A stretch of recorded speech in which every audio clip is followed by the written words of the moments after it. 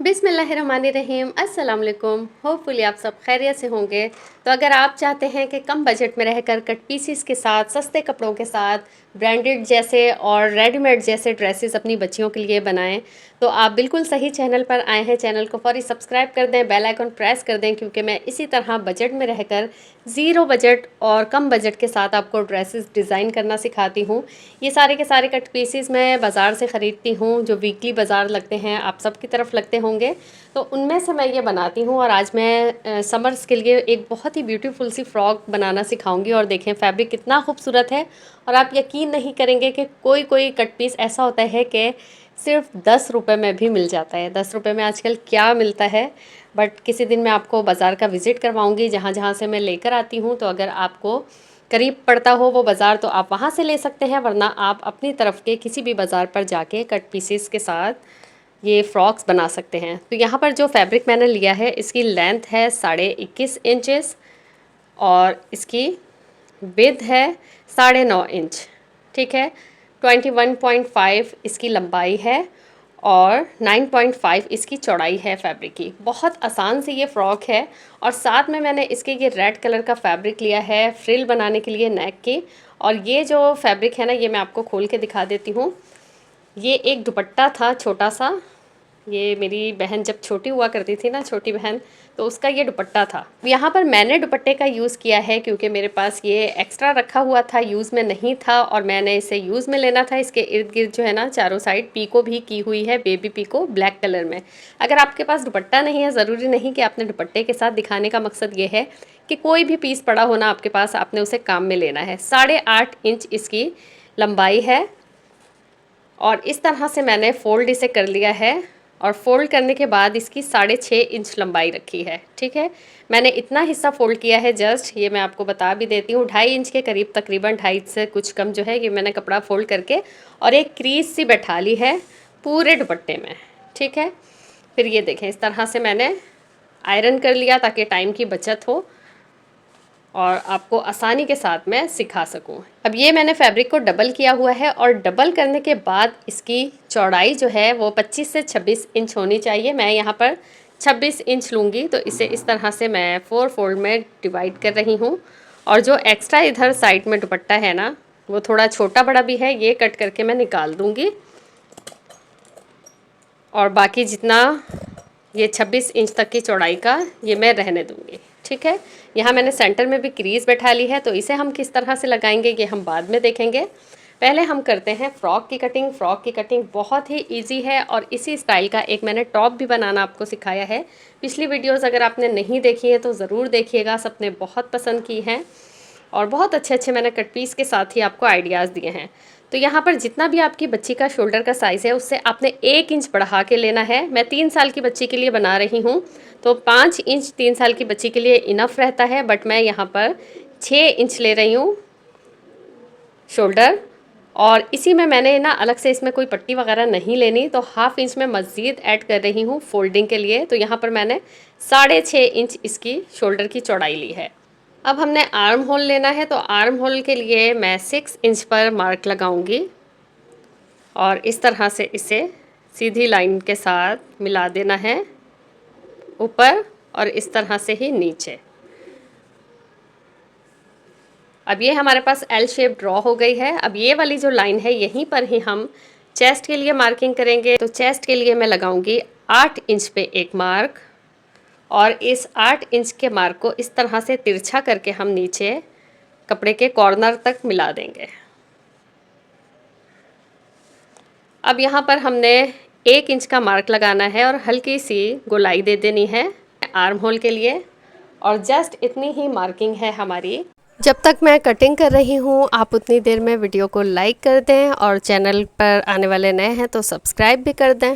अब यहाँ पर 1 इंच पे एक मार्क लगाएंगे नीचे से, और इसको हल्की सी यहाँ गोलाई दे देंगे, और इसकी भी हम कटिंग कर लेंगे।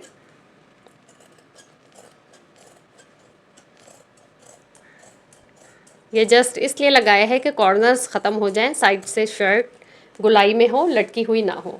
अब हमने इस तरह से शर्ट को खोल के रखना है, सीधी साइड को सीधी साइड से मिलाना है, और सबसे पहले इसमें हमने ये साइड की सिलाई लगा लेनी है। तो यहाँ पर 1/2 इंच का मार्जिन रखते हुए मैंने दोनों साइड स्टिच कर ली है। अब मैं आर्म होल की फ़ोल्डिंग करूँगी। आप चाहें तो यहाँ पे कोई उरेप पट्टी या फिर पाइपिंग भी ऐड कर सकते हैं, लेकिन मैं जस्ट इसी तरह से फैब्रिक फ़ोल्ड करूँगी। और आपको दिखाने का मकसद ये है कि अगर आपके पास पाइपिंग वगैरह नहीं है तो इस तरह की फ़्रॉक्स में आप ऐसे भी स्टिच कर सकते हैं। इस तरह से मैं आर्म होल फ़ोल्ड कर लूँगी। बिल्कुल कम कम मार्जिन आपने फ़ोल्ड करना है, बहुत ज़्यादा कपड़ा फ़ोल्ड नहीं करना, वरना जहाँ पर कर्व आएगा ना तो वहाँ पे आपको कपड़ा संभालना मुश्किल हो जाएगा, कपड़ा अच्छी तरह से बैठेगा नहीं। तो इस तरह से आपको 1/2 इंच से भी कम कम फैब्रिक लेना है और इस तरह से स्टिच कर लेना है।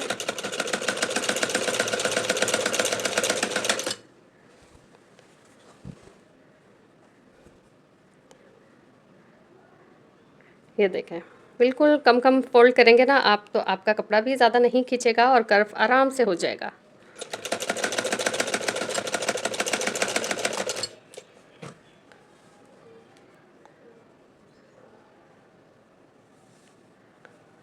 इस तरह से थोड़ा सा मशीन को रोककर निडल आपने अंदर रखनी है, उसके बाद कपड़े को सेट करते हुए अगेन फोल्डिंग करनी है। जहाँ पर कर्व होगा वहाँ पे आपको थोड़ा सेट करने की ज़रूरत है। ये देखें, ये नीचे वाला हिस्सा आ चुका है, ये साइड की सिलाई आ गई है। अगेन यहाँ पे आपने निडल को रोकना है, निडल को अंदर ही रखना है कपड़े के, और उसके बाद आपने इस तरह से स्टिच करना है फैब्रिक को।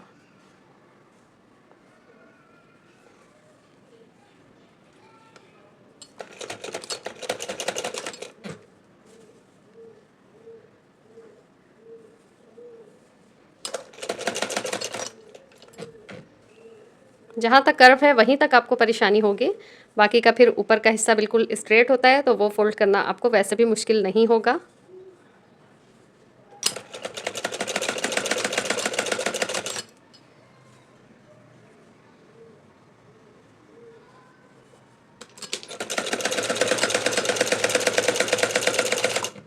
मैंने शोल्डर 6.5 इसीलिए लिया था कि मुझे थोड़ा सा ये मार्जिन फोल्डिंग के लिए भी चाहिए था। अगर आपने अलग से पाइपिंग या उरेप पट्टी ऐड करनी है तो फिर आपने 6 इंच रखना है शोल्डर। तो ये देखें, आर्म होल की स्टिचिंग भी हो गई है और विदाउट पाइपिंग के आप इस तरह से भी किसी किसी ड्रेस में फ़ोल्ड कर सकते हैं। और ये अभी आयरन हो जाएगा ना तो मज़ीद इसमें फिनिशिंग आ जाएगी। और इस वाले ड्रेस में वैसे भी ये सिलाई ज़्यादा नज़र नहीं आनी, फ्रिल में छुप जाएगी सिलाई, तो इस वजह से भी मैंने इसे ऐसे ही रहने दिया है। अच्छा, फ्रिल लगाने का एक और तरीका बिल्कुल इजी सा, मैंने जो पिछली टॉप सिखाई थी ना, मैं उसका लिंक भी डिस्क्रिप्शन बॉक्स में भी दे दूँगी, आई बटन में भी, और कमेंट सेक्शन में भी आपको बता दूँगी। तो अगर आपको ये तरीका मुश्किल लगे तो वो वाला आप देख सकते हैं। मैंने यहाँ पर ये दोनों पाइपिंग को शो करना चाह रही थी, ये जो पीको की हुई है, इस वजह से मैंने इस तरह से इसे फ़ोल्ड किया है। अब यहाँ पर मैं क्या करूँगी कि तकरीबन 1/2 इंच के गैप से ना यहाँ पर एक स्टिचिंग लगाऊँगी। तो यहाँ से हमने स्टिच को स्टार्ट करना है 1/2 इंच का गैप यहाँ छोड़कर। तो यहाँ पर देखें, तकरीबन 1/2 इंच का गैप छोड़ के, 1/2 इंच से थोड़ा सा ज़्यादा ही रखा है मैंने, 1-2 पॉइंट, और इस तरह से मैं एक सीधी स्टिचिंग कर लूँगी। आप चाहें तो यहाँ मार्किंग भी कर सकते हैं पहले।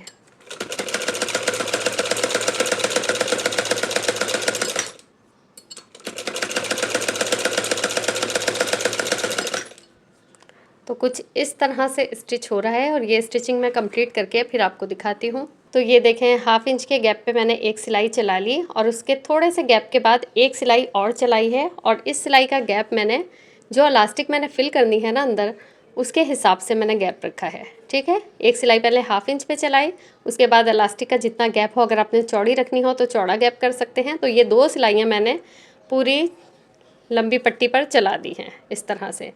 अब ये देखें, ये डबल में 26 इंच है इसकी चौड़ाई, और अगर हम इसे खोल कर देखेंगे तो ये 52 इंच यानी 52 इंच पूरा कपड़े की लंबाई है, और ये डबल करने के बाद 26 इंच है। अब इसे इस तरह से, ये देखें, एक साइड इसकी बंद है और एक साइड इसकी ये वाली ओपन है। अब ये फैब्रिक मैंने 4 फोल्ड में रख लिया है, ये 4 फोल्ड है, और एक साइड से ये देखें, ये मैंने पहले ही क्रीज़ बैठा ली है, और क्रीज़ मैंने इस हिसाब से बैठाई है कि जो साइड इस फैब्रिक की ओपन है ना, उसमें सिलाई का मार्जिन बाकी रहे। तो ये जब सिलाई का मार्जिन कंप्लीट हो जाएगा, ये स्टिच हो जाएगा, तो ये बिल्कुल इक्वल आएगी। तो यहाँ सेंटर में मैंने मार्किंग की हुई है। अब इसे इस तरह से खोलना है, शर्ट पीस को लेना है, ये वाला सेंटर। इस पर मैं आपको मार्क करके दिखा देती हूँ ताकि आपको अच्छे से समझ में आए। ये सेंटर का मार्क है और यहाँ ये शर्ट की सेंटर का मार्क है। इसे इस तरह से रखना है, सीधे से सीधे को मिला के, और इसी तरह से हमने मार्किंग दूसरी साइड भी कर रखी है। ये देखें, यानी दोनों इस वाले फैब्रिक के सेंटर में भी मार्क किया हुआ है और शर्ट के भी फ्रंट और बैक दोनों पे मार्किंग की हुई है। अब हमें इस तरह से रखना है फैब्रिक को खोलकर। बैक पार्ट अभी हम हटा देंगे और ये देखें, आप यहाँ पर चाहें तो पिंस का भी यूज़ कर सकते हैं। इस तरह से हमने रखना है और इसे मैं आपको उल्टी साइड से दिखाती हूँ। ये इस तरह से मार्किंग हम दूसरी तरफ भी कर लेंगे। ये जिस तरह मार्किंग की हुई है सेंटर की, इसी तरह से हमने दूसरी साइड भी मार्किंग कर लेनी है। और ये जो शर्ट की सेंटर की मार्किंग है, ये देख लें, उल्टी साइड से भी मैं आपको दिखा देती हूँ। ये मार्किंग है, इसे जस्ट इतना सा फोल्ड करना है, सेंटर टू सेंटर मिला के इस तरह से रखना है। और ये जो दूसरी वाली हमने सिलाई लगाई है ना, बिल्कुल इसके साथ साथ स्टिच कर देना है। ये देखें, ये जो नीचे वाली आपको सिलाई नज़र आ रही है ना, इसके साथ साथ हमने रख के कपड़े को स्टिच करना है। तो ये मैं आपके सामने स्टिच करके दिखाती हूँ। पट्टी को मैंने उल्टा करके रखा है, ठीक है। इसकी सीधी साइड अंदर है और यहाँ पे क्रीज बैठी हुई है। अब ये देखें, शर्ट को भी इसके ऊपर उल्टा करके रखेंगे, यानी दोनों उल्टी साइड ऊपर है। इस तरह से फोल्ड करेंगे, बिल्कुल थोड़ा सा मार्जिन, और ये क्रीज टू क्रीज बैठाना है। ये लाइन ड्रॉ की हुई है मैंने, इसके साथ ही मैच करना है। और नीचे वाली जो स्टिचिंग है ना, उसके साथ साथ रख के हमने स्टिच करना है। तो पहले इसको सेंटर से मिला लेंगे। आप चाहें तो यहाँ पर पिंस का भी यूज़ कर सकते हैं। और इस तरह से देखें, बिल्कुल थोड़ा थोड़ा सा मार्जिन फोल्ड करना है और इसके ऊपर रखकर हम स्टिच कर देंगे। थोड़ा पीछे से लेकर आएंगे स्टिचिंग को, ताकि स्टिचिंग हमारी पक्की हो जाए।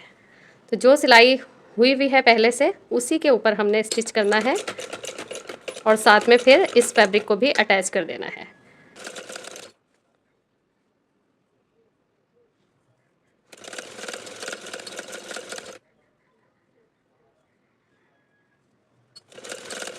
और जब आपने सिलाई को एंड करना है तो भी हमने पट्टी वाले फैब्रिक तक सिलाई लेकर आनी है, ताकि स्टिचिंग हमारी पक्की हो जाए।